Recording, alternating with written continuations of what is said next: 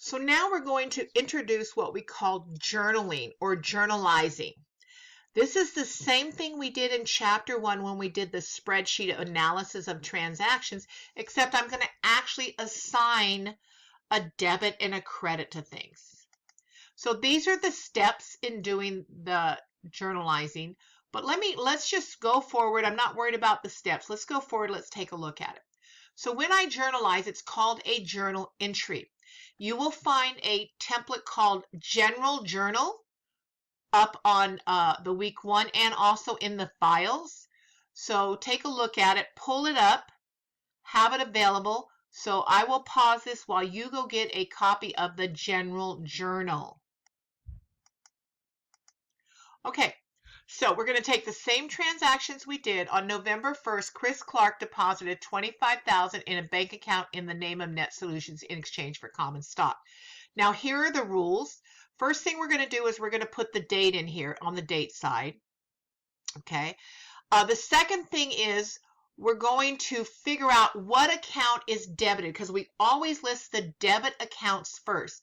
So remember I told you the cash rules. When I get money, I debit. When I spend money, I credit. If you can remember that, because 95% of the transactions involve cash, it will help you immediately know, identify, did I get money or did I spend it? So I got money, so I know that the debit is first. So I'm debiting cash and I'm going to put $25,000 here. Now I have to figure out what account is going to be credited because I have to have a debit and a credit that equal.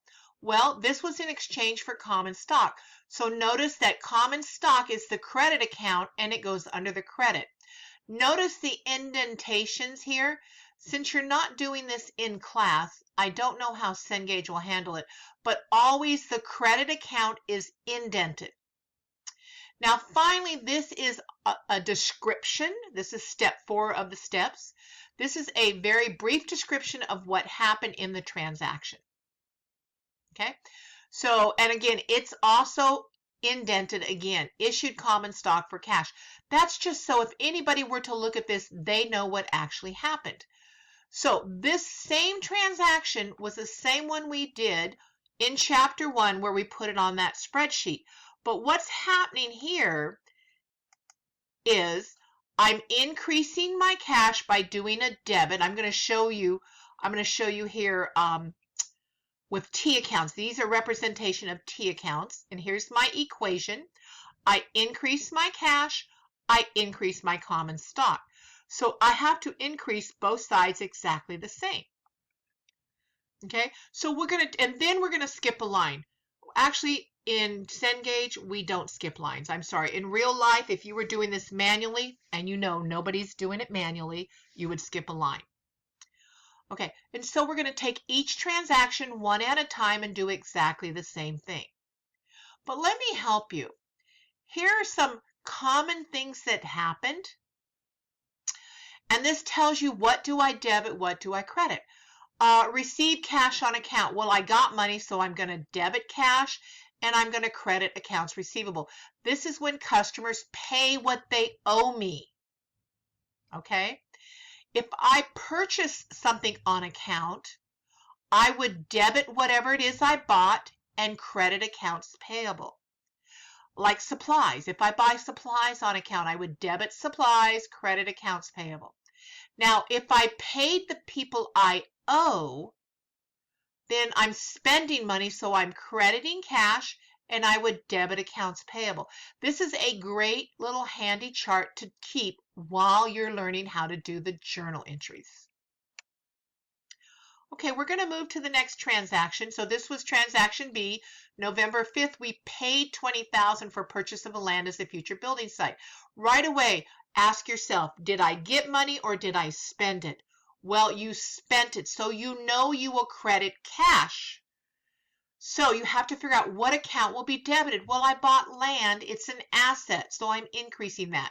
So this is what my journal entry would look like. The date, the debit account first in the debit column, 20,000. Indent the credit account, credited for 20,000, and a description. Notice the indentations here. And so here's what it would look like. Oops, sorry, went too far, guys. Here's what it would look like here. If this is my accounting equation, I increase the land, I decrease the cash. Well, the net change on this side is 0. That's why I don't do anything over here. Okay, so next we're going to move on.